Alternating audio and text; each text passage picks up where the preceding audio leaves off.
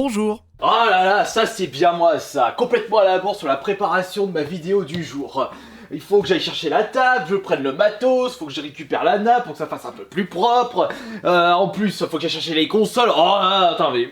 Oui, je sais, vous êtes ici, je suis vraiment désolé de ce petit retard, mais en attendant la préparation ainsi que l'installation du matos pour la vidéo du jour, je vous précise que celle-ci est en partenariat avec un jeu sur PC. On se retrouve juste après.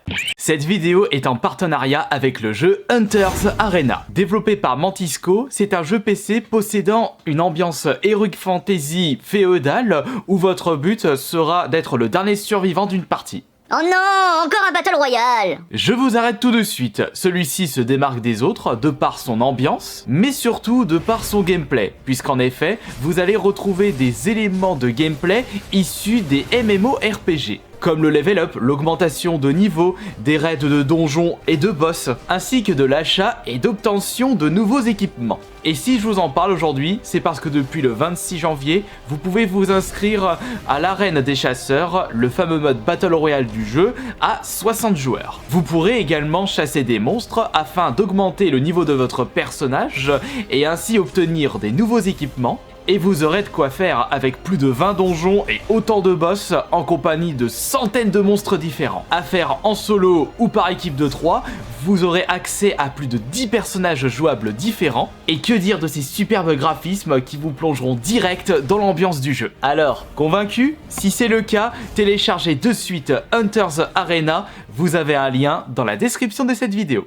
Pour pouvoir sauvegarder des fichiers tels que des photos ou des vidéos, vous avez besoin de cet élément indispensable qui se nomme une carte mémoire. Bon, je pense que vous connaissez tous cet objet indispensable, mais c'est vrai qu'en commençant une vidéo comme ça, j'ai comme l'impression de vous prendre pour des débiles profonds. Mais je vous rassure, la suite va devenir beaucoup plus intéressant. D'ailleurs, en faisant des recherches sur internet, je me suis rendu compte qu'il existe sur Amazon des cartes mémoire SD d'une valeur de 512 Go. Ah bah, vous pouvez en sauvegarder des choses là-dessus. Mais est-ce que vous saviez qu'auparavant, là c'est plus une question adressée aux plus jeunes d'entre vous, cet élément était indispensable dans les consoles rétro gaming? Oui, je me trompe un petit peu en vous disant ça, puisqu'on a encore besoin d'une carte mémoire sur la console Switch pour pouvoir installer de nouveaux jeux. Mais auparavant, on avait absolument besoin de ceci pour sauvegarder ne serait-ce que nos parties de jeu. Sur certaines consoles rétro, vous ne pouvez pas sauvegarder votre partie de jeu de n'importe quelle façon. Il est vrai que dans les jeux sortis sur la NES, on avait eu la chance d'avoir des piles internes intégrées dans la cartouche, c'est-à-dire des piles rondes qui étaient intégré dans le circuit imprimé de la cartouche. Et grâce à ceci, il était tout à fait possible pour vous de sauvegarder votre partie de jeu. Mais sur la NES, il n'y avait que très peu de jeux qui comprenaient une pile de sauvegarde à l'intérieur. Mais attention, ce sont des pièces de musée, c'est toute notre enfance dans ces petites boîtes. Les piles de sauvegarde internes dans les jeux ont été démocratisées à partir de la Super Nintendo. Beaucoup plus de jeux contenaient justement des piles de sauvegarde intégrées directement dans la cartouche. Mais il existait également un autre moyen pour pouvoir reprendre votre jeu, non pas depuis le début, parce que ça c'était un petit peu relou au bout d'un moment, où il fallait absolument terminer le jeu d'une traite, laisser votre jeu en pause. C'était vraiment le parcours du combattant pour terminer un jeu, même s'il ne durait que 1h30, 2 heures. Mais grâce aux piles de sauvegarde interne, vous avez plus cette hantise de ne pas pouvoir terminer votre jeu à temps. Et d'ailleurs, on avait également ce petit principe-là dans les jeux Game Boy Color, et vous pouvez même repérer la petite pile qui se trouve juste ici. Oui, je dis Game Boy Color, il y avait également des jeux Game Boy qui possédaient des piles de sauvegarde. Par exemple, encore une fois, les Zelda. Avec le système de cartouches, les fabricants avaient largement la place pour intégrer une pile de sauvegarde. Mais qu'en est-il pour les générations de consoles suivantes, surtout du côté de chez Sony, où ils n'ont pas du tout utilisé le principe des cartouches de jeu, mais plutôt un principe de CD. C'est carrément impossible d'intégrer une pile de sauvegarde dans un CD. Ce n'est pas du tout le même principe que dans une cartouche. Eh bien, Pour ce faire, nous avons eu la chance de voir débarquer dans les rayons de nos magasins préférés les premières cartes mémoire de console. Avec ce petit babiole, il était tout à fait possible pour vous de sauvegarder vos parties de jeu. Vous achetez votre Saint Graal et vous l'intégrez sur le port carte mémoire qui se situait au-dessus du port manette. Mais nous avons eu le droit à un énorme problème. Vous ne pouvez pas sauvegarder une quantité astronomique de jeux vidéo avec une seule carte mémoire standard.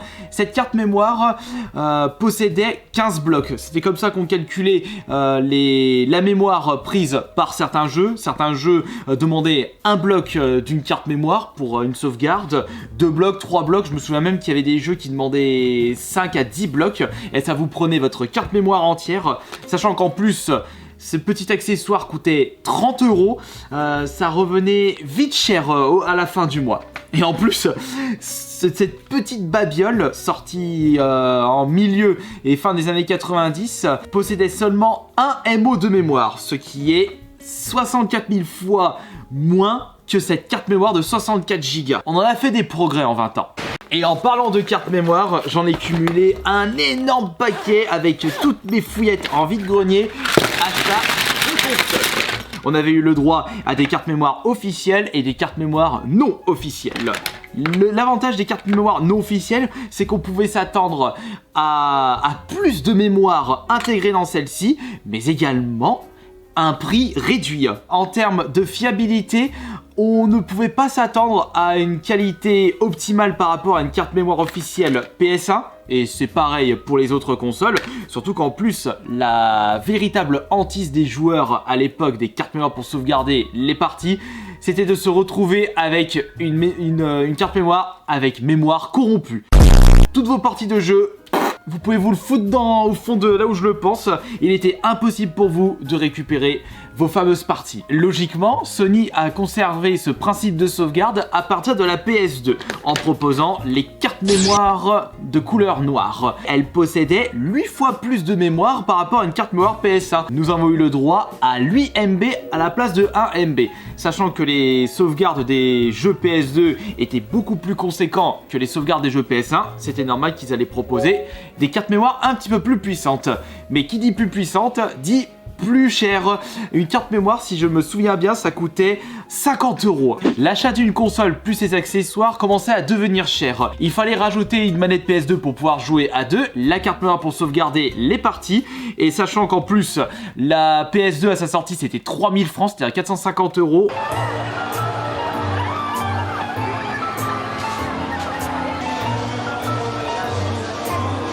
On rajoute 50 € pour une manette, 50 € pour une carte mémoire PS2, et plus le jeu, ça revenait extrêmement cher. Et qu'en est-il pour la suite des événements du côté de chez Nintendo? Eh ben, avec la N64, nous avons eu le droit aux deux principes. Nous avons eu le droit, tout comme la NES et la Super Nintendo, à des jeux contenant une pile de sauvegarde interne pour pouvoir sauvegarder votre partie. On retrouve ce principe-là avec l'intégralité des jeux Nintendo, mais en ce qui concerne les éditeurs tiers, eh bien c'était soit une mémoire interne, soit le password pour pouvoir reprendre votre partie au bout d'un moment, ou alors on avait eu le droit à des cartes mémoire pour la N64 qui se nommaient les contrôleurs pack. Des cartes mémoire à capacité de 256 kilobits, ce qui était 4 fois moins que la carte mémoire d'une PS1, et en plus, au vu de son format, vous vous demandez mais où est-ce qu'on l'intégrait, puisqu'il n'y avait pas de port pour pouvoir mettre des cartes mémoire au-dessus des ports manettes, tout comme la PS1. Eh bien, pour ce faire, il fallait mettre votre carte mémoire à l'arrière de votre manette. La console Nintendo suivante n'était autre que la très célèbre GameCube, qui a décidé de reprendre le principe des consoles de chez Sony, c'est-à-dire une carte mémoire avec un nombre de blocs selon la capacité de celle-ci à mettre au-dessus du port manette. La première carte mémoire ne possédait que 4 MO. Et ce que je peux vous dire, c'est que si vous jouez à énormément de jeux différents, vos 59 blocs de cette carte mémoire, vous la remplissez hyper vite. Pour combler ce petit problème, Nintendo a sorti par la suite une carte mémoire de couleur noire avec une plus grosse capacité, 251 blocs. C'est cool puisque c'est marqué à l'arrière. Mais encore une fois, il fallait débourser entre 30 et 40 € pour une carte mémoire officielle GameCube. Mais il serait dommage de ne pas passer à côté de la fameuse Dreamcast, la dernière console de chez Sega, qui elle avait repris le principe du système de carte mémoire de la N64, c'est-à-dire une carte mémoire à mettre sur le dessus de votre manette, et en plus les cartes mémoire officielles Dreamcast possédaient un tout petit écran qui vous donnait accès à certaines informations. C'était un petit peu un gadget supplémentaire. Par exemple, sur Code Veronica, le Resident Evil, vous pouvez voir votre barre de vie directement sur la carte mémoire avec le petit écran, et ça je trouvais que c'était un petit principe super cool. Quelle a été la dernière console à accueillir ce principe-là, les cartes mémoire pour sauvegarder nos parties de jeu? Eh bien, c'est la Xbox 360. Parce que les premiers modèles étaient dépourvus de disques durs internes. Et pour pouvoir sauvegarder vos parties, eh bien, comme vous pouvez le constater, il y avait des ports pour pouvoir intégrer des cartes mémoire Xbox 360.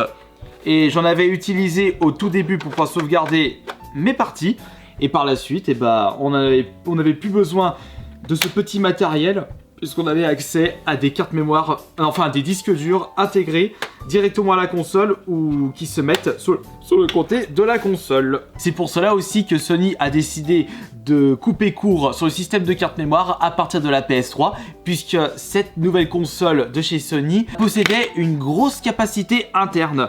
Et si vous avez bien suivi cette vidéo, une sauvegarde de jeux vidéo, ça ne prend pas beaucoup de mémoire. Ça prendra juste un tout petit peu de votre espace de disque dur. Mais à l'heure d'aujourd'hui, ce n'est pas ça qui prend le plus de mémoire. Ce sont bien entendu l'installation des jeux. Bon j'espère que cette petite vidéo vous aura plu. Et moi ça m'a fait plaisir de vous parler de choses que j'ai pu avoir lorsque j'étais plus jeune. J'en ai dépensé de l'argent pour pouvoir sauvegarder mes parties. Ciao!